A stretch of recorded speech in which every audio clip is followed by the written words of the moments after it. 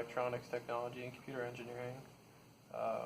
I'm working on my DSP final project. Okay, cool. I have two corresponding LEDs. The first one's at 3K and the second one's at 2K, or the third one's at 2K.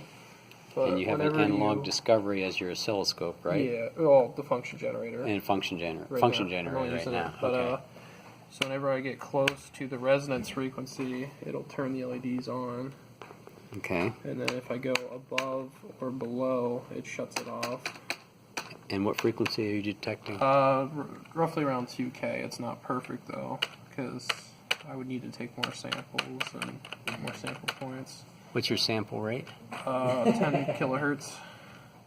So you have basically 5 samples per wave. Okay.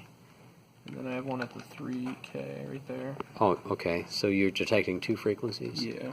And all I have to do is just like sweep around them, and it'll just pick it up as I get close. It'll send out a little pulse. I like sweep over them. Okay, cool. So what? Show me the code. So this is written in what language? This is C++. And this is running on this the Zybo, but they don't use that. They use the pink now. Well, but you're using the Zybo. The pink is the newer version of this. That's what the newer students would be using. Okay. They change it. So you first have to have a routine to sample the signal. Is that in here somewhere? Yeah, this is up here is just initializing everything. Down here is the actual while loop that it infinitely runs in. So it sets the counter back to 0. It'll check to see if the max 1 is high and turn that LED on, or it'll check max 2 if the LED is high, so it'll turn that corresponding on. So this is for the 3K, this is for the 2K, and then if none of them are picked up, it shuts the LEDs off. And then it resets them, and then resets all the other variables. And then here's where it checks to see if the flag is set for the X80C, which is the analog to digital converter. Okay. And if it's high, it'll grab the sample, set the data, shift it 4 places over because we only care about the lower 12 bits, and then it'll reset that flag. And then for this is whenever it takes a sample, it'll put the newest sample in first and then push out the older sample for 3 iterations. Mm-hmm. And then these are just resetting the variables for the infinite loop that I'm running in. And then this is the actual Gorschall's algorithm. I don't really know how to pronounce that. Or Gortez. Okay. Gorschall's. And then down here, it's calculating the magnitude of the real and the imaginary. This one's for the 3K, this one's for the 2. And then that's the same for here. This is for the 3 and the 2. And then down here, if the magnitude is greater than the max value, it'll set that high, and then for the 3K and then the 2K.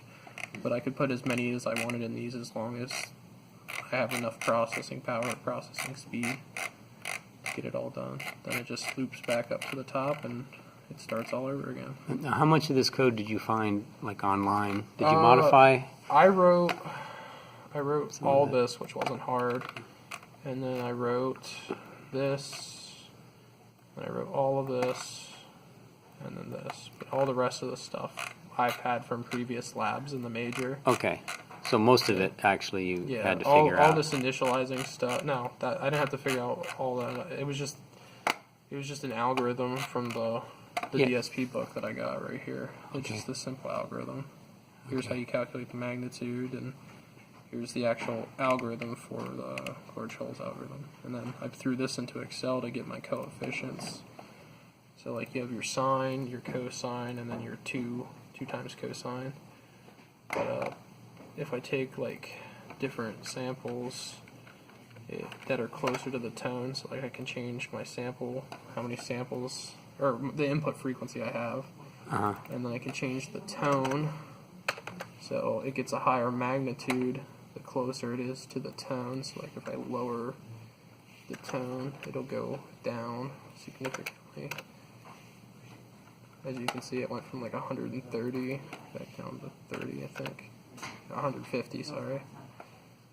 But that's how this works. It finds the highest point, and if it gets below that, like if I feed in 200 hertz. As I sweep them, it'll go down, and then it'll shut the LEDs off just by the magnitude of the waveforms. That's So cool. it's just a simple little Excel sheet that I made. And then here's what I was initially getting out of it to verify that it was working. I tried it with its resonance frequency and then 2 frequencies without it, and you can see that the amplitude is less than 25, so that's how I knew it was working. And then I just kept playing around with it, and then I added the LEDs. So Excel actually is a pretty good tool We use Excel in this major every day almost. to kind of test the, we can the run all algorithm, kinds of tests and you can stuff. visualize right away what happens without having to code. Yeah. So I have you, like 2,000 samples right here. so you can actually, So once you have Excel working, you have confidence that once you program it correctly, you should get the same MATLAB. result. We used a lot of MATLAB, but MATLAB. I didn't use MATLAB for this. I didn't have to. I could have, but it would have done the same thing Excel could do in this case. Now, can you describe what you do have in OneNote? So OneNote is your kind of OneNote's our notebooks. Like, we have to have like general daily logs. Like, you can see when I started, and then what I accomplished during that day, and then like ending, and then so on. Now this is a screen clipping of Excel. Yeah. Have you tried to embed Excel? Yeah, I did. This is embedded right here. Like, you can actually edit these boxes if you wanted. Well, that's cool. But wait, you can only see a part of it. Now that's one No, thing. I only copied this. I only wanted this. Yeah, I can copy all of it if I wanted to, except for the graphs. Oh, I see. And then actually edit the boxes, but it's redundant to do that. It's easier just to take a huge screen clipping. Oh, I see. Okay. But like, we have to keep track of all the parts we use and how much they cost, and then like, this is like our crappy block diagrams of like how everything's connected, like where the wires go, where they're coming from. And then here's the design diagram. This is the actual hardware on the FPGA of the Zinc chip. Yep. It's incorporating the processor, and it'll actually physically latch like all these wires, and it's entirely configurable. They're little cool chips. FPGA is a field programmable gate array. Right. And then here is the code. I gotta update this though, because Just this was the older code. You just paste it in from. Just to get it up and running until I kept adding on to it. But Great. so far so good. Everything's going to plan. Okay. All right. Good job. All right, Darren. Thank you. See you later.